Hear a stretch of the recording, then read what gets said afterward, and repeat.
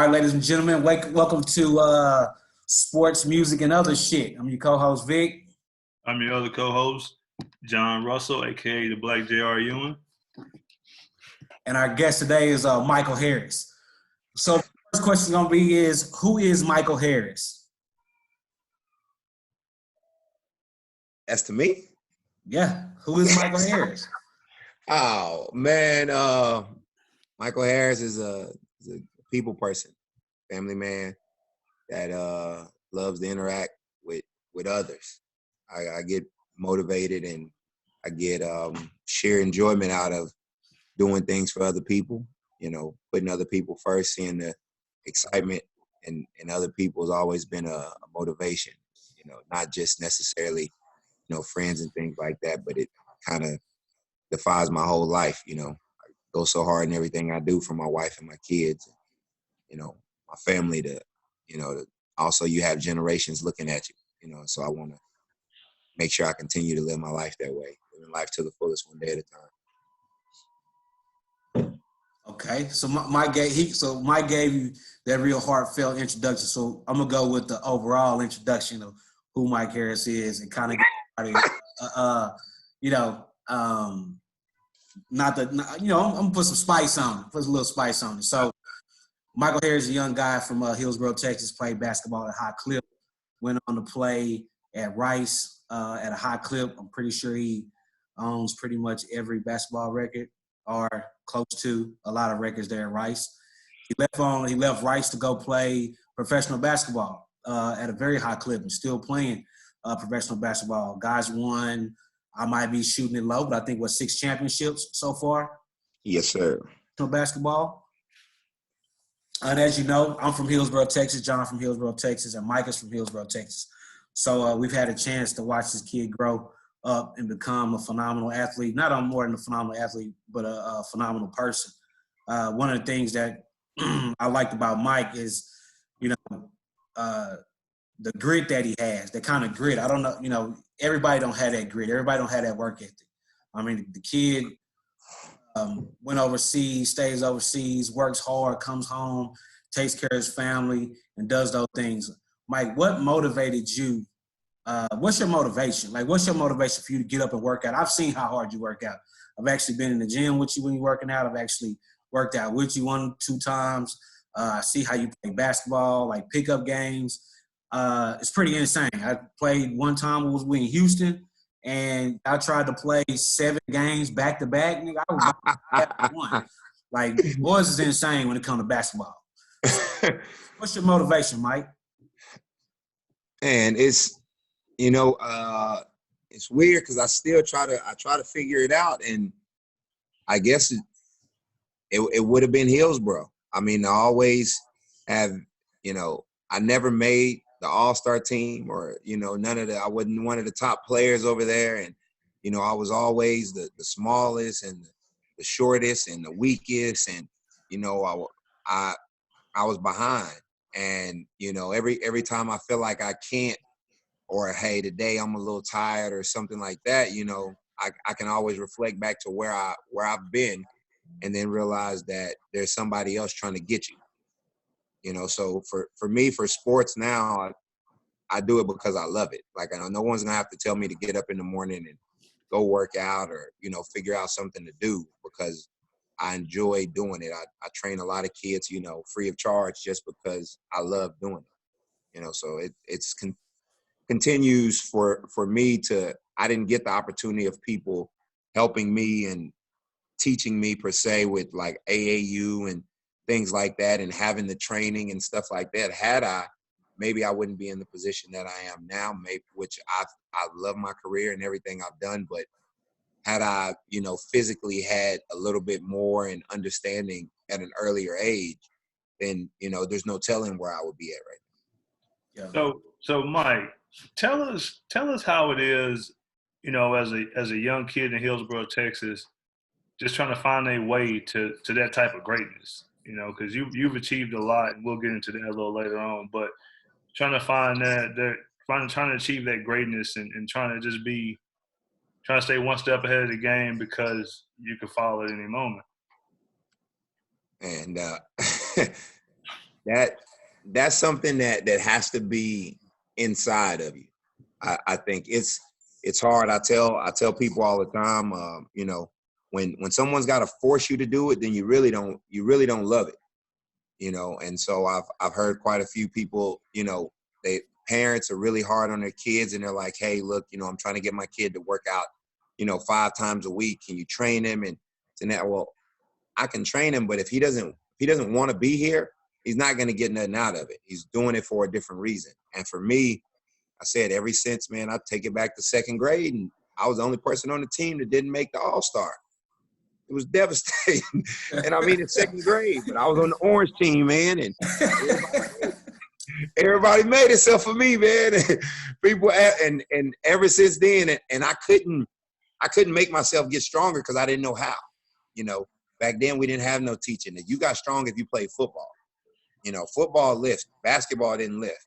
Basketball wasn't a priority, you know. And so I tried football, and, you know, first time my ear pad came out and helmet rotated to the side, I noticed I wasn't the fastest. It just wasn't my thing. And then that growth spurt hit going into my going into my sophomore year, and that kind of shifted everything, you know, getting beat up and bruised at the court, not calling any fouls. So for me right now, the biggest thing I would still say, man, is not making that all-star team in the 2nd grade. Hey, Mike, so as you know, we all pretty much came through with the same coaches. Like, we all kind of seen the same coaches and stuff like that. And so I know for me, Coach Smith was kind of influential as a coach for me to see life past high school, like to see college and stuff like that.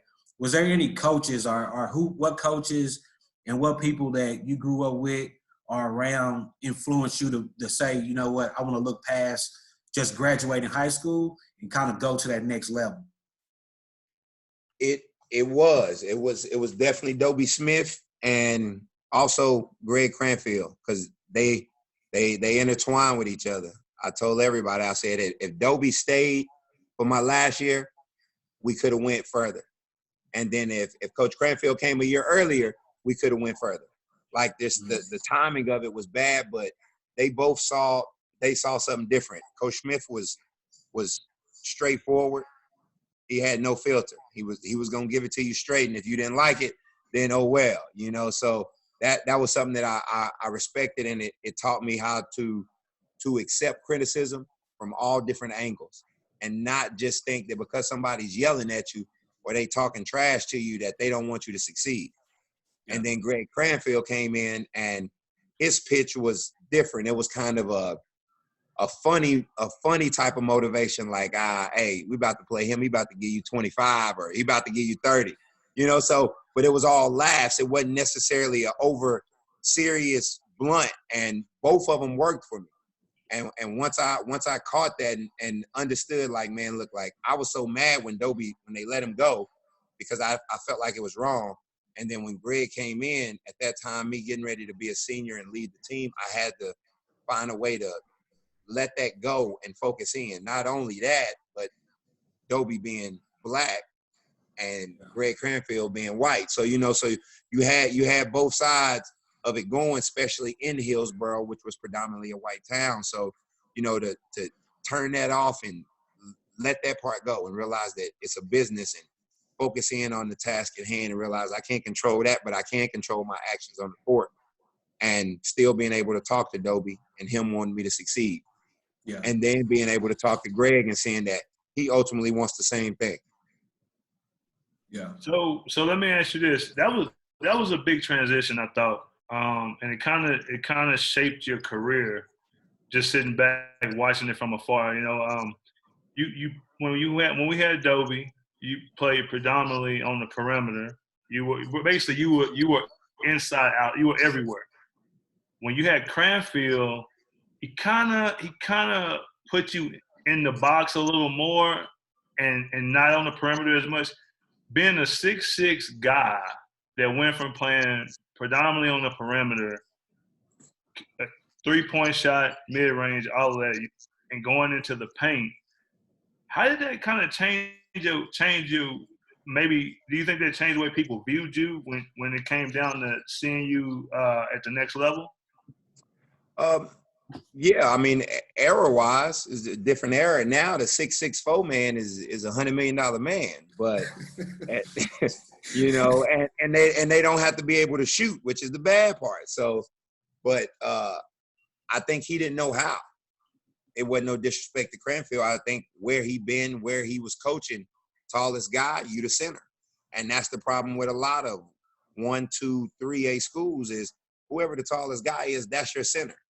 It didn't help that I was a great rebounder and I had big hands and it was the highest jumper, you know, but I think that was his coaching style and it worked for him everywhere he was at. Whereas Dobie saw potential of what you could be.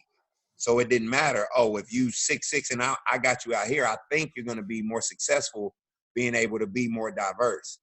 I said it worked out with Cranfield because we didn't have nobody else that could play down there. And everybody that I went through in 3A, it was just, to me, they weren't able to jump as high or work as hard. You know, most of them were football players.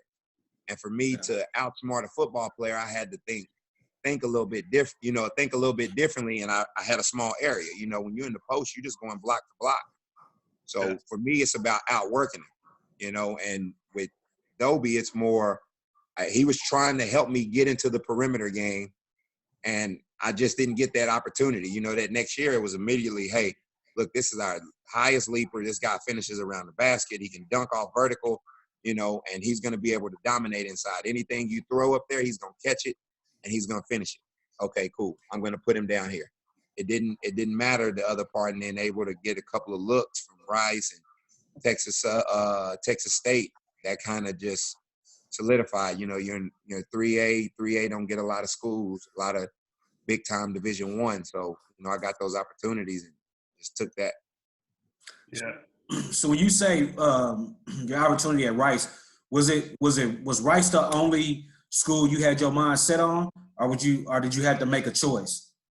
It was actually TCU and Baylor. They offered Baylor offered a partial, and TCU offered a benefits type of thing. Like they would cover a little bit of it, and then depending on how I played, I could possibly turn myself into a scholarship.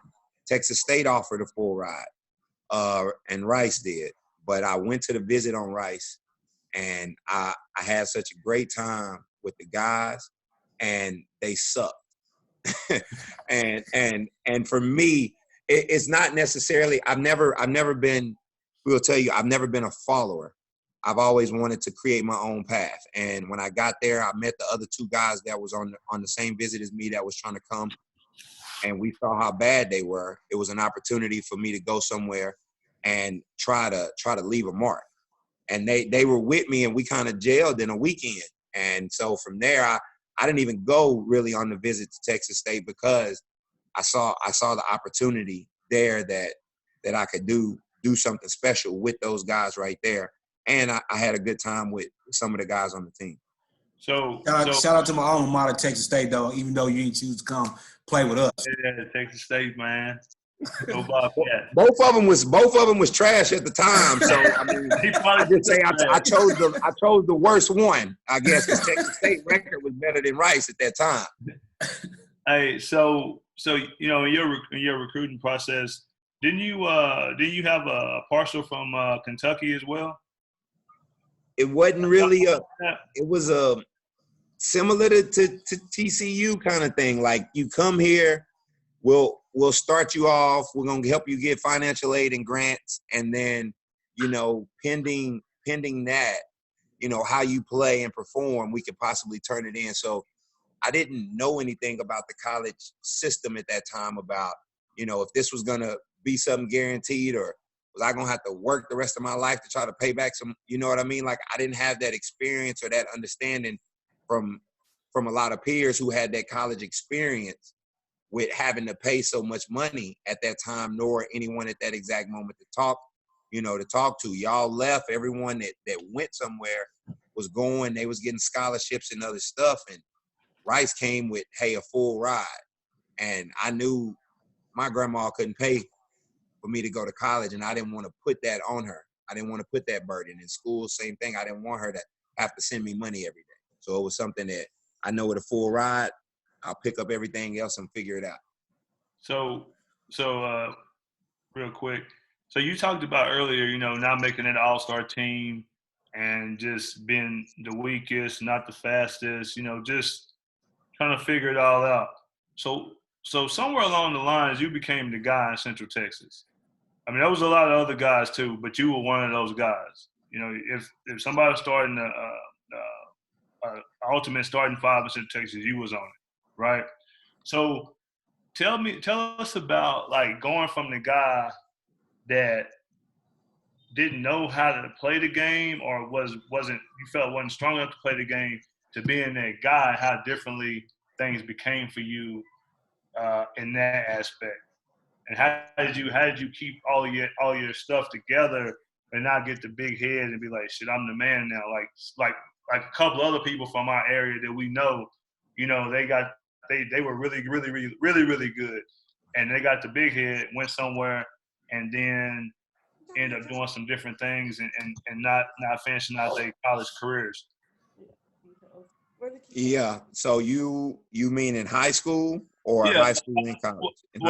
Like from let's start at high school first, because Okay. you came into your own in high school as for a high school athlete, and being from a small town, how did you handle that type of success?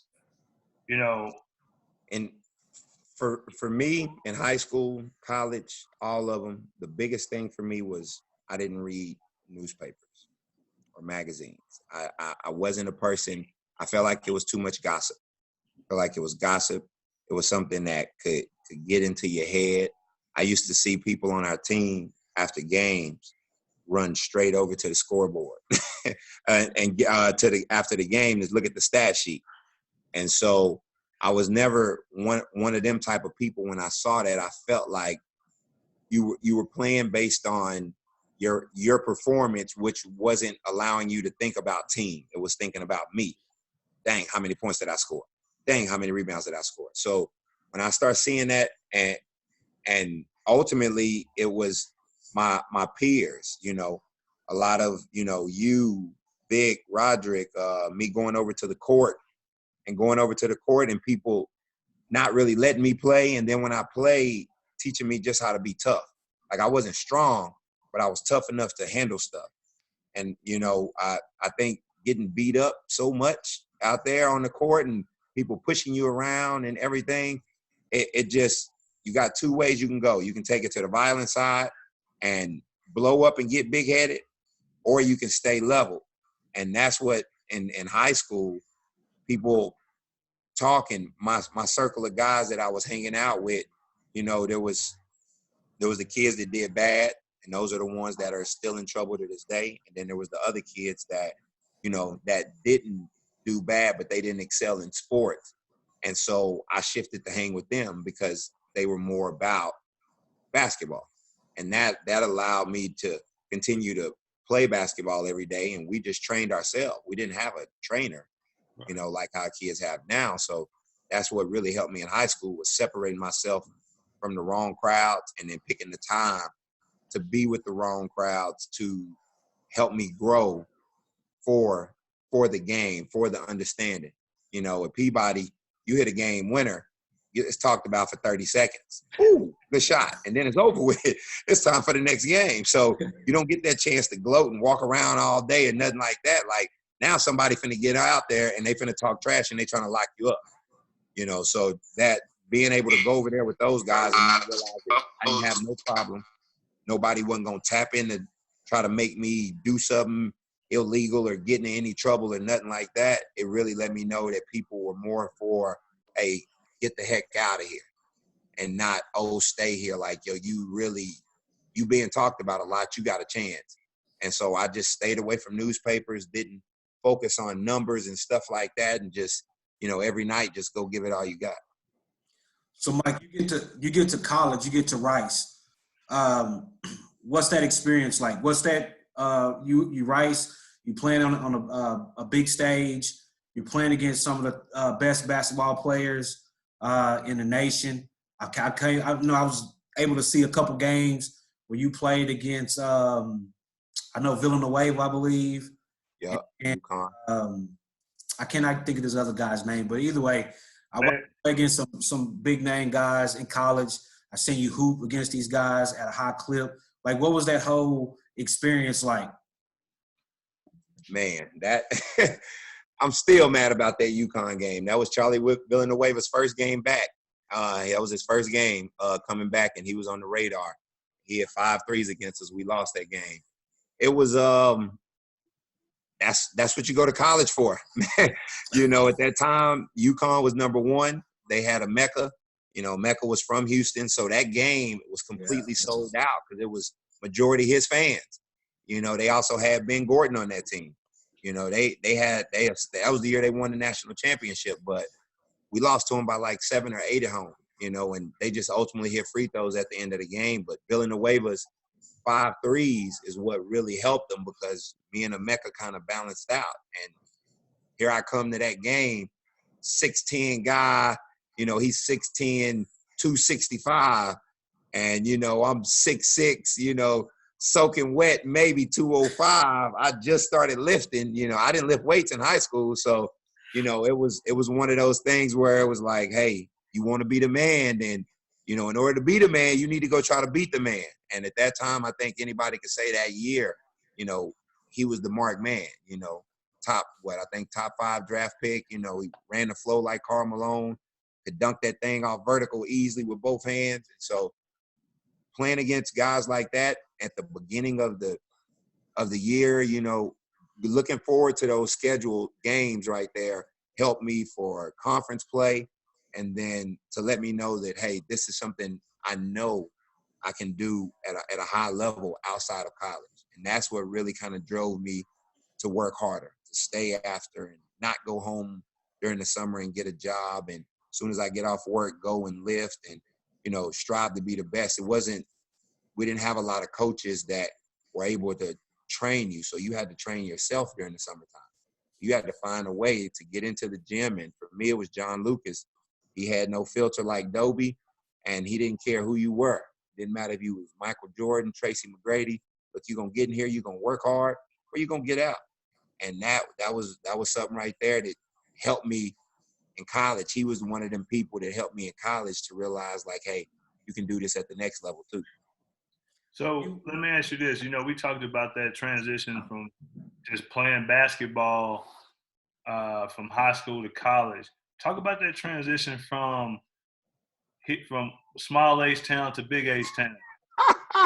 That's a whole different animal, man.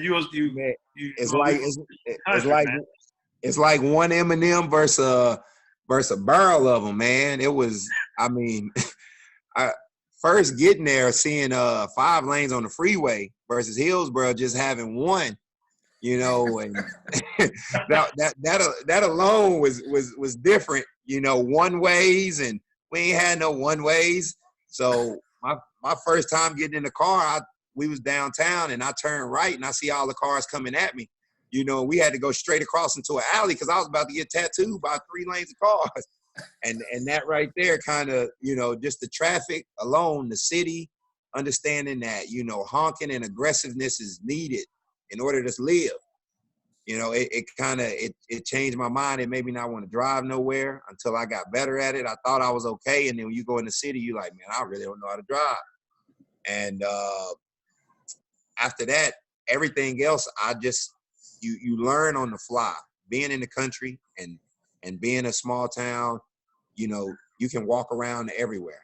And then once you move to the city, everything you gotta, you know, take the subway or take the bus or have a vehicle or something like that, you know. So, but it's still a hustle, you know. So you hustle and you figure out ways to get stuff done and get by and make ends meet is just on a higher level. So learning how to survive and not make my family, or not necessarily make, but consistently asking them to give me everything helped me to be able to not ask them for that need when I got in college. It was find a way to do it, getting tutoring, make sure you fill out the Pell Grant, figure out other ways to make some money, you know, stay in the summer, get a job. There's plenty of alumni and they want to hire student athlete. So get out there and make you some money and keep your butt here and, do things on your own. So it being your first time on your own, you might have some guys watching this podcast right now, getting ready to go to college, student athletes. What is one of the main things you would tell them coming out of high school, going into a college to play basketball, football, or whatever sport, just becoming a student athlete? What is a bit of advice you would give them about being successful while doing that? Man, first is to realize that criticism is just trying to turn your weaknesses into strength. Don't take it personally, because most guys that are going into mid majors or something like that, or most guys that are going to college to play any sports, they're used to being the man where they were at. And now you coming in as a freshman and you're looked at, but you're also looked upon like, yo, who is this guy? Like, who is this guy? Like, I know it's a lot of talk around him. You maybe won state championship or something like that. So realize that because people are talking to you in a certain way, it doesn't necessarily mean they don't want you to get better. Because coaches are hard on you, it doesn't necessarily mean that they don't want you to get better. A lot of guys have been praised all throughout high school. And then you go to college and all of a sudden, now, it's two-a-days and you at the back of the line because you're not used to running. As soon as I got there, first thing we did was run 3 miles. I never ran 3 miles a day in my life in Hillsboro. What do you think, man? I'm in the back of the line, dang near walking. Like, yo, like man, come on, man. Literally a weekend, and we out there running that, and then we doing suicides on the football field and bear crawls, and I'm getting up, I can barely move, and I still got to get to class. So it's and I mean, literally everybody running because of me. Until Mike get to the front on his Indian run on his 3 miles, we're going to keep going. Like, so it's one of them things, man. Realize that when people tell you stuff and they jumping on you and they harping on excellence and perfection, it's not negative. It's a weakness that you got right now at that moment, and you're trying to turn it into a strength. And to don't look back.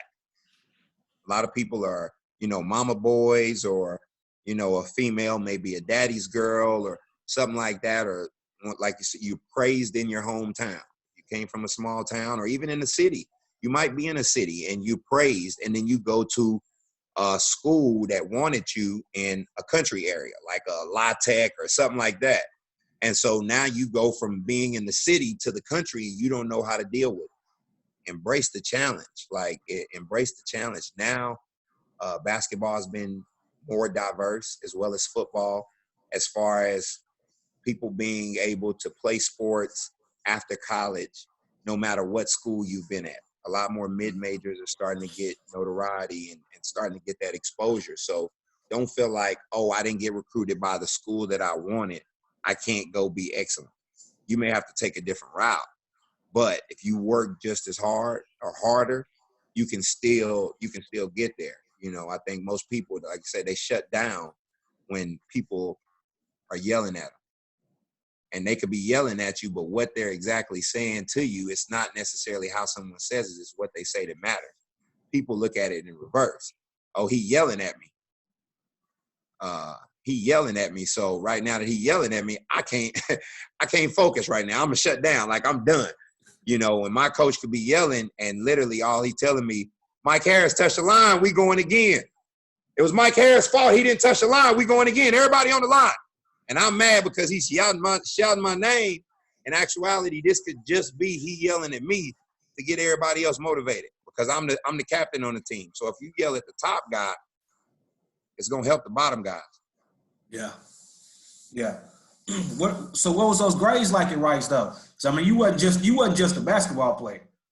Man, that was the biggest challenge that I had to face. I think high school kind of, if you don't take the accelerated and the AP stuff, high school, it doesn't really define the level of preparation you need for college academically. It puts you in a totally different field.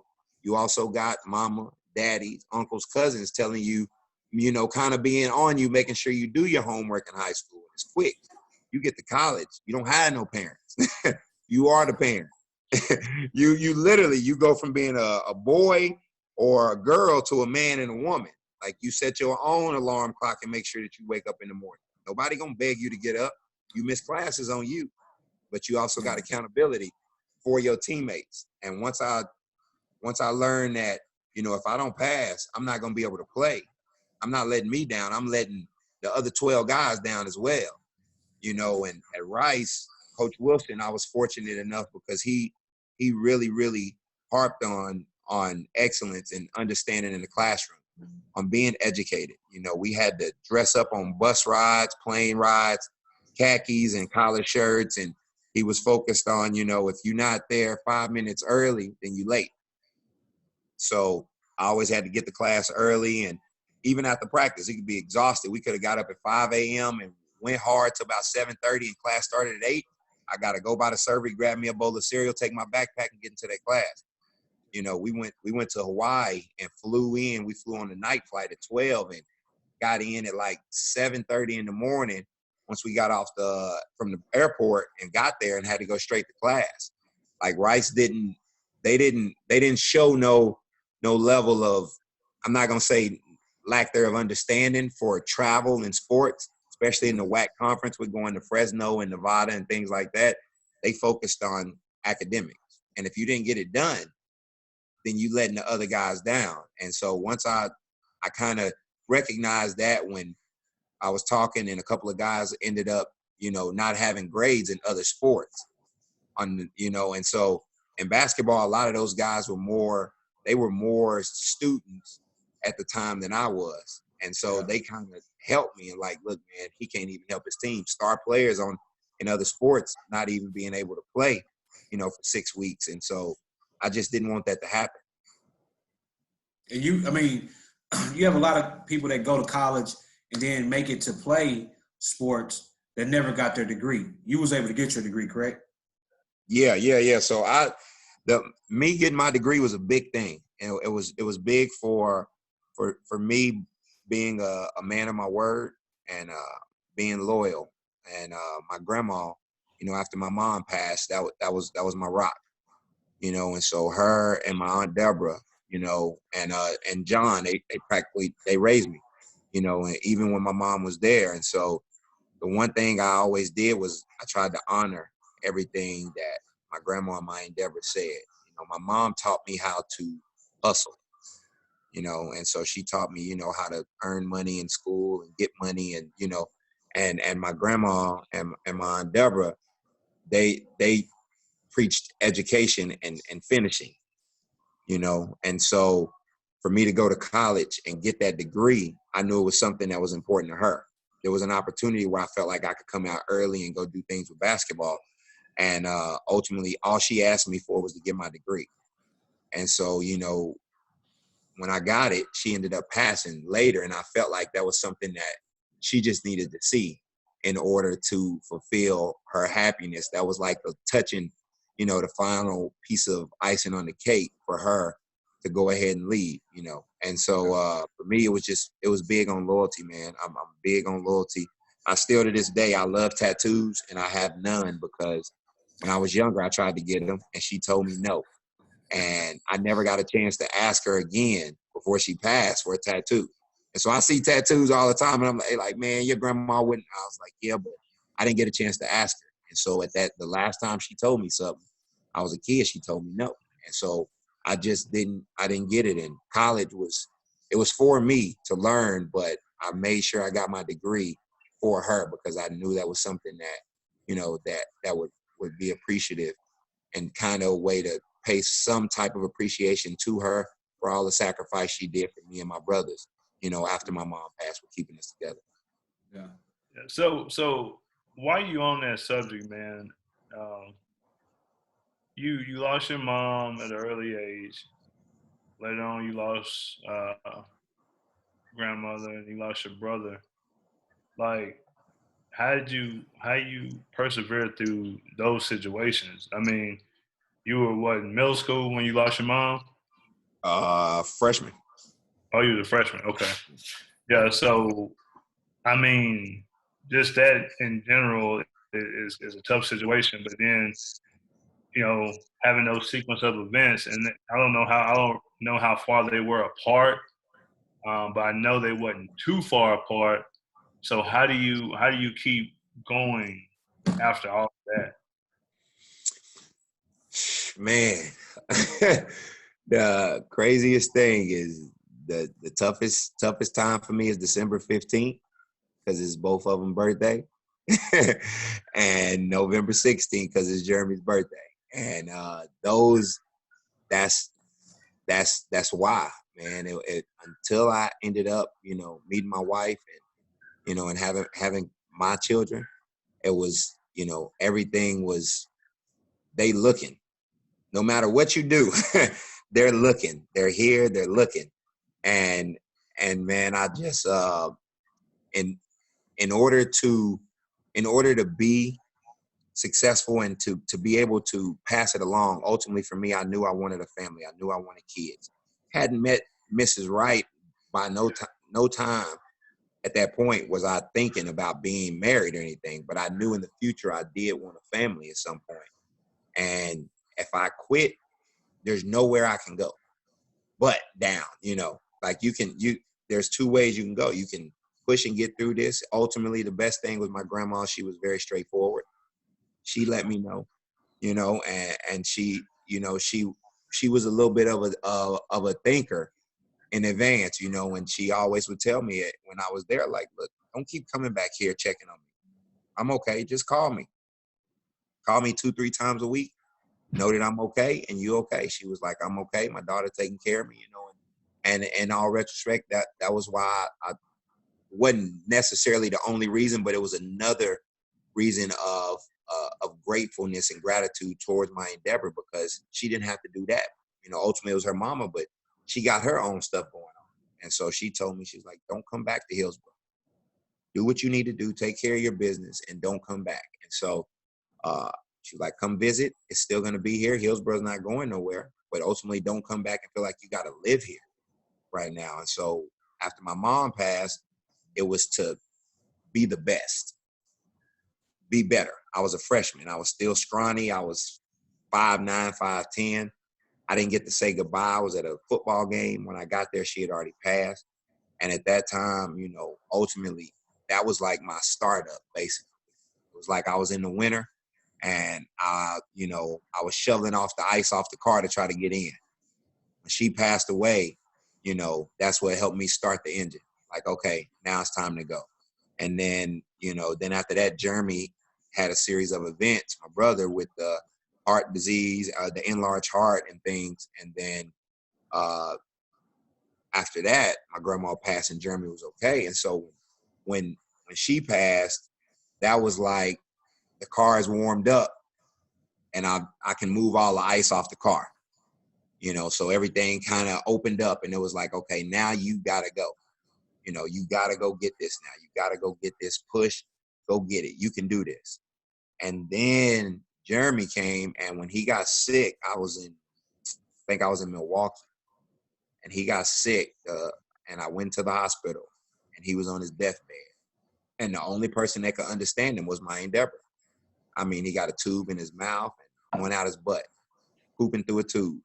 And literally, she was translating everything he was saying. And they told me to come down because that was his last day. And I couldn't see him much longer than that. So I left and went back to the house. Literally the next day, they were like, we don't know what you did, but he's about to be okay. And I mean, pissing, shitting, everything out of the tube. And so that's what let me bag the car out and start driving. Because right there, I was like, you can't, don't be down at the fact that you lost him. He's still here. And now the fact that he's here, you got to go because you need to help him get ready for life like how you had to get ready. Help him. Don't make those mistakes that you making along the way. Don't let him break down because of all the problems and stuff that y'all had. That can be your excuse for why you fail. And instead, you want to be successful and you want to go achieve something and do something. Then use this right here as positive reinforcement to go. And so ultimately after that, you know, I helped him, came and lived with me in Houston, started going to school at the Art Institute, started doing what he really loved to do. He loved drawing.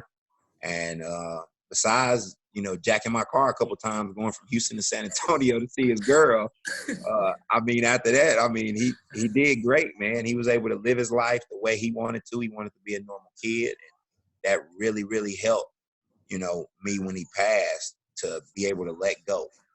It was his time. There wasn't a problem with his heart or nothing like that. You know, he was able to pass away and he enjoyed himself. He stayed with his dad the day he passed away, you know, and fell asleep peacefully. And so that right there allowed me to push basically the car outside of Hillsboro and realize that, hey, hey man, all the stuff he did, he was able to achieve his dreams in a matter of 3 or 4 years. What he wanted to do, he wanted to drive, made sure he was able to drive. He wanted to go to school. He was really excited about getting a Pell Grant so he could pay for his own Vienna sausages because that was his go-to meal. So he was able to go in the store and buy his own stuff, man. And he kept harping on that and able to drive my car around and just be a normal kid. He was like, I just want to be normal where everybody not looking at me because of my condition. I can't get hired because I had a heart transplant. And when I put that on the application, people judge me, you know, and he was able to just be his own kid. He stayed on campus in the dorm and was really enjoyed himself. And that right there, when I saw that, I was like, everybody just want to be happy at the end of the day. Yeah. Go do what you love.